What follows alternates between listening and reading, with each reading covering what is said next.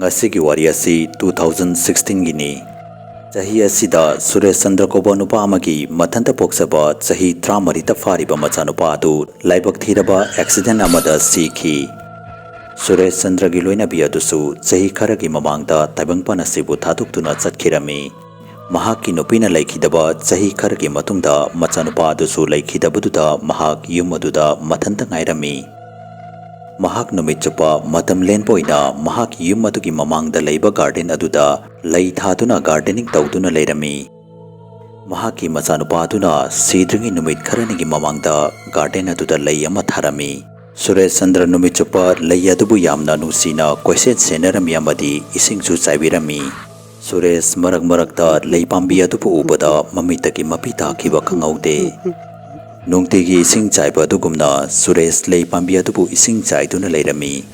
Ikhang khaudana kanaguma mana mahakpu kaurakpagum taurami. Khonjel adu tabada Suresh khangau haugatkhi amadi garden adugi akoibada koyeng yengduna leirami.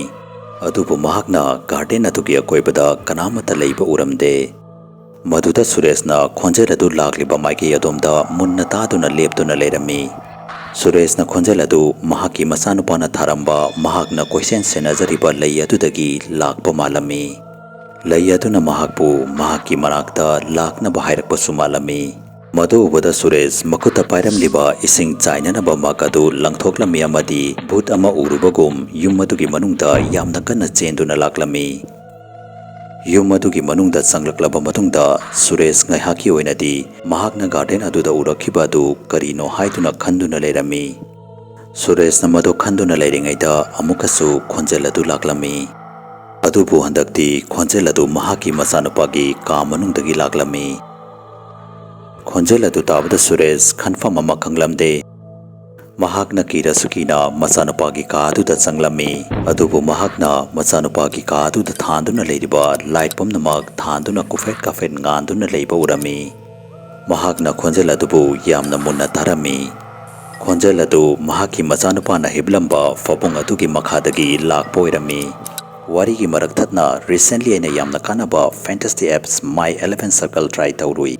T20 World Cup sulak tore. Tomna My 11 Circle da adomgi cricketing knowledge season aduna lupa crore amma fawu tanba yagani. Apps ase season aba yamna lai. Numit adu da sanagadurba team mani adu dagi players tramathika khalaga team ama semgadabani. Adomna adomgi apamba players captain amadi vice captain khanba yagani. Adomna phangadori paisa pumnamak adomgi bank account da direct changakani. Amadi apps ase 100% secure ba apps ni. Mado ubada Sureshna mahakna mahakki machanupaga calculator pisanabada mahakki machanupa adu phabung adugi makhada hek lolami haibadu ningsinglaklami. Sureshna phabung adugi makhada yengi haiduna hek tobaga ka adugi manungda yamna ahoba makhol ama thoklaklami. Amadi ka adugi thong adu masa mathanta yamna kanna thingjinki.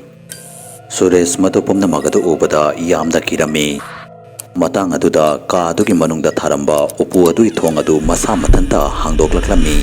Amadi Sureshna upu adugi manungda ukhiba adu mahak masamak thajaba ngamlamde amadi masa pumbagi tu adu chap yunglami. Upu adugi manungda Suresh amadi mahakki machanupagi frame chanba photo ama leiba urami. Mahakna photo adu thangalami amadi photo adubu yengduna leirami. Mahakna photo adubu yengduna leiringaida photo adugi mathakta I marikama taraklami. Sureshna kina mathakta yengkhalubada mahakna ukhiba adu mahak thajaba ngamlamde. Mahakki machanupagi asiba hakchang adu ka adugi mathakta paiduna leiba urami. Amadi machanupagi mamit adudagi isu chentharaklami. Mahakki machanupagi mamai adu typhoid tarami amadi yamna akibagi saktam ama oirami. Machanupa aduna Suresh bu ubada nokfet tauraga asumna hairaklami. Papa ai nang bulauba laklabani. Nang aiga chatkrasi papa. Madu haina mahak Suresh ki mathakta chongtharaklami amadi Suresh mafam aduda wanthaduna tarami. Mahakna wakal taraktuna mamit pangthorakpada mahak hospital amada leirami amadi mahakki manakta mamanaba masu leptuna leirami. Mamanaba aduna mahakpu hospital aduda purakpa oirami. Sureshta mamanaba aduna mahak hapta amamuktagi hospital aduda leirakhibani amadi matam kuiraba matungda wakal tarakhibani haibadu tabada pungangaglami. Suresna mahaki garden da hoba lei pambi atu khangning ningsinglaklammi. Hogdog atugi matungda Suresna hospital dagi mayum da halakpada Suresna garden adugi lei pambi atu da lei atu leiba uramde. Adomna lei adugi maramda kari khalli lei adugi manungda tasengnamaki Suresh ki machanupagi Thawai adu changboiramgadra haibadu comment ta soidana ibiramu. Phone gi screen da ubiriba misak singasi chahi kharagi mamangda karorpati oikhriba misak ngaktani. Ado di adomsu description da hapsanamliba link adu da click tawiraga my 11 circle download tawiro. Remember, this game involves an element of financial risks and may be addicted. Play responsibly at your own risk. Facebook ta Manipuri horror story gi Facebook page fu follow tawiramu. Loinana karigumba wari asu mayamna pambi paragadi channel asibu subscribe tawiramu amadi video asibu like and share amam ta tawiramu. Mathangi video da amu unarasi habsiga loinana yungkupam loyangan mana mayam pumna mukti kainabagi yathang nizari.